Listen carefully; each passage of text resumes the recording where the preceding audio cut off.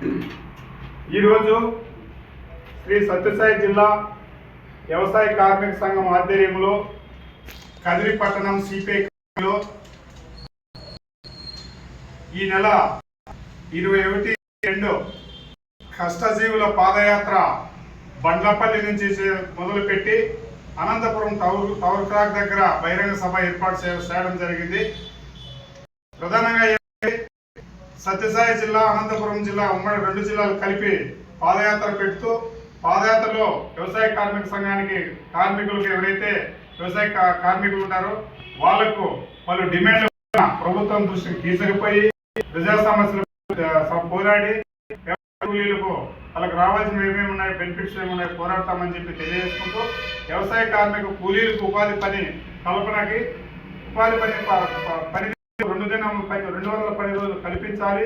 అదేవిధంగా రోజువారీ కూలీ 700 పెంచాలి. అదేవిధంగా వ్యవసాయ కార్మిక కూలీలకు ఉపాధి కూలీలకు పనిముట్లు పంపిణీ చేయాలి. మౌలిక సదుపాయాల పైన వ్యవసాయ ఉపాధి పనిచేసేటువంటి మౌలిక